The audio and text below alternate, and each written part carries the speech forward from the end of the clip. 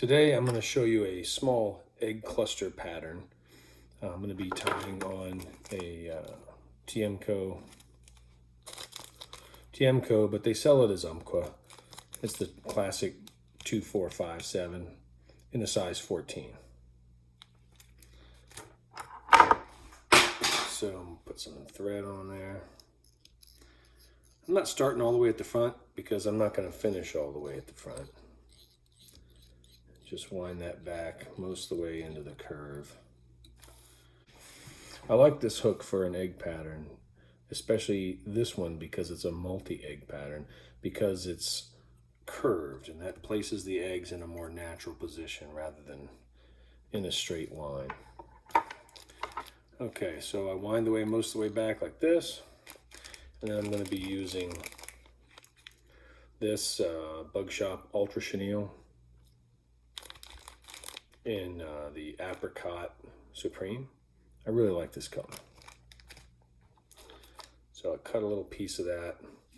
So to tie it down, it's really fluffy and you don't want excess fluff there.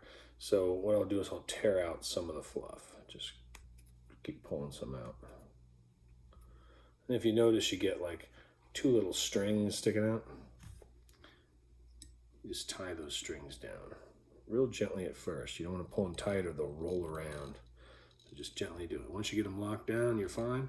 So I'm all the way to the back of how far I want to go. So I'm going to wind forward just a little bit because I'm going to make an egg out of this.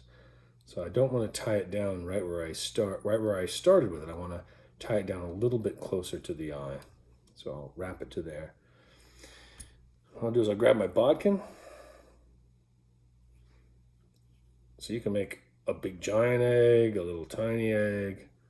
You know, just pick a size that you think you like. I feel like a steelhead egg is about this size. I'm tying for steelhead. Again, make a gentle loop. Don't pull tight at first or else it'll wrap around. Just pull gently. Make 3 wraps. 3. Okay, then I'll stand up this. Now I'm going to wind it forward to make the second one. Like that. So now I'm going to use my bodkin to make another loop. So this would be smaller than the back egg. This would be about the same size. I'm going to go a little more. 2 reasons. One is I want the second egg to have a slightly taller profile. And secondly, it pulls down a little bit. You'll see when I wrap the thread around there, it pulls down slightly. It gets a little bit smaller. Maybe you saw that. It gets a little smaller. Do my 3 wraps. Lift this up. Wrap a little bit closer to the front. To there. Now this one I'm going to make even taller. You can make all 3 the same size. I prefer to make the front egg, I prefer them to be progressively taller. I want to make the front egg a little taller. I like the way it drifts if it's a little taller in the front. And maybe that's my own personal superstition. But I feel like it drifts better. So I'll make my 3 wraps. Lift that up. Now I'm going to make 2, 3 wraps right here. Pull this back and lock it down. There you go. I'm going to tie it off. You don't need a big knot. I typically just use 3. It's just there to hold it until you put the glue on it. Trim off my excess thread. Okay, then right here, what I'm going to do is cut off this excess. So I'm going to get close to the thing, just get as far in there as I can. Cut that off. You'll see there's a little bit of stuff here I don't really want, so I'm just going to pick at it until it's mostly gone. There you go. Now you can see I have 3 tall eggs.